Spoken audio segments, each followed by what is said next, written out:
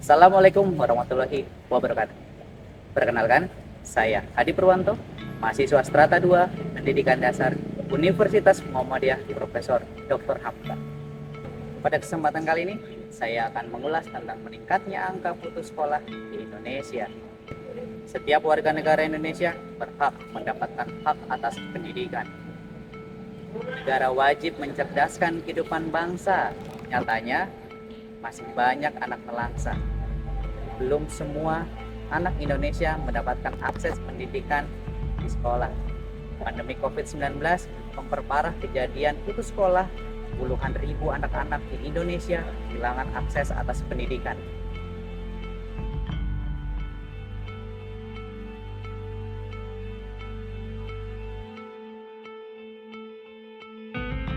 Kehadiran pandemi COVID-19 telah memberikan dampak yang signifikan pada sektor pendidikan di Indonesia. Meningkatnya angka putus sekolah menjadi salah satu konsekuensi yang serius akibat dari merosotnya perekonomian di Indonesia.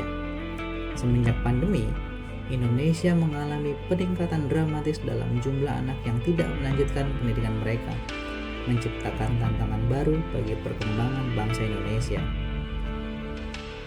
Sekretaris Jenderal Kemendikbudristek menyebutkan anak-anak yang putus sekolah di sekolah dasar meningkat 10 kali lipat dibandingkan pada tahun 2019. Selain itu, ada pula faktor sosial dan ekonomi yang berperan dalam meningkatnya angka putus sekolah. Banyak keluarga yang terdampak secara ekonomi oleh pandemi. Hal ini memaksa orang tua untuk memprioritaskan kebutuhan dasar mereka. Beban ekonomi ini memaksa beberapa siswa untuk berhenti sekolah dan mencari pekerjaan sambilan untuk membantu keluarga mereka. Di saat kondisi ekonomi seperti sekarang ini, bersekolah merupakan suatu kemewahan tersendiri. Tidak semua kalangan masyarakat berasal dari kalangan mampu. Banyak dari mereka harus berjuang untuk sekedar mendapatkan sesuap nasi. Selanjutnya, saya berkesempatan untuk mewawancarai salah satu orang tua dan anak yang putus sekolah karena tidak memiliki dana. Dan berikut cuplikannya. Adek namanya siapa, Adek? Nuraini. Nama adiknya Nama adeknya? Alia Sabrina. Umur berapa, sayang? 9 tahun. 9 tahun. Adeknya 6 tahun. Putus sekolah kenapa, sayang? Soalnya pas nggak ada duit terus belum bayar kontrakan terus diusir. Oh gitu. Sekarang kegiatannya apa? Kegiatannya belajar di rumah, Belajar di doang, rumah. gambar, Sambil warnain. orang tua Ya. ya. Ya. Ya. Maaf, ibu namanya siapa, Ibu? saya namanya Enung.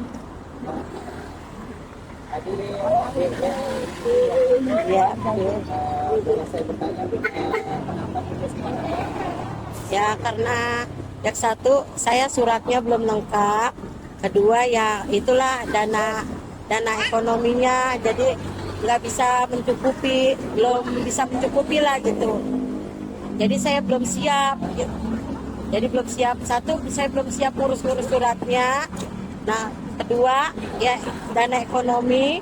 Nah kemarin ketiga baru mau saya urus, tapi saya disuruh ke Dukcapil. Itulah saya yang bikin saya stres, mikirin keadaan ekonomi saya. Iya, itulah mulai keadaan stres lah saya, keadaan ekonomi saya. Ya jadi saya jangankan buat sekolah, buat bayar kontrakan juga kadang saya nunda terus. Jadi saya selalu diomelin sama yang punya kontrakan. Ya jadinya anak saya ya terpaksa saya kalahin. Ya nanti deh kalau ada waktu, kalau ada uang baru kita sekolah. Ya anaknya alhamdulillah sih ya udah mama nggak apa-apa.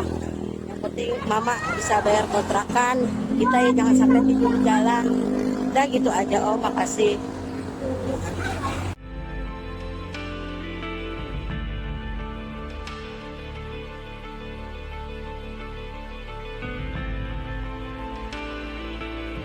Badan Pusat Statistik melaporkan angka putus sekolah di Indonesia meningkat pada tahun 2022. Kondisi tersebut terjadi di seluruh jenjang pendidikan, baik SD, SMP, dan SMA. Angka putus sekolah di jenjang SMA mencapai 1,38% atau naik 0,26% pada 2022. Ini menandakan setidaknya terdapat 13 dari 1.000 penduduk yang putus sekolah di jenjang tersebut. Angka putus sekolah di jenjang SMP tercatat sebesar 1,06% pada 2022, meningkat 0,16 poin dari tahun sebelumnya. Selanjutnya, angka putus sekolah di jenjang SD sebesar 0,13%. Persentasenya lebih tinggi 0,01 poin dibandingkan pada tahun 2021. Meskipun tantangan ini nyata, ada solusi yang dapat ditawarkan untuk mengatasi masalah ini. Yang pertama adalah peningkatan aksesibilitas. Pemerintah perlu memastikan bahwa semua anak memiliki akses yang adil dan setara terhadap pendidikan. Kedua, program beasiswa. Pemerintah dapat menyediakan program beasiswa bagi anak-anak dari keluarga miskin atau kurang mampu agar mereka dapat mengakses pendidikan secara gratis atau dengan biaya yang terjangkau. Ketiga, meningkatkan kualitas pendidikan. Pemerintah harus fokus pada peningkatan kualitas pendidikan yang disediakan di sekolah-sekolah. Dan terakhir adalah kesadaran masyarakat.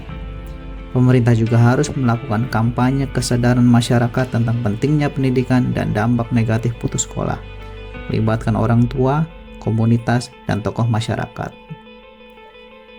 Dalam menghadapi tantangan yang dihadapi oleh meningkatnya angka putus sekolah, langkah-langkah ini harus diambil secara bersama-sama untuk memastikan bahwa tidak ada siswa yang tertinggal dalam pendidikan mereka.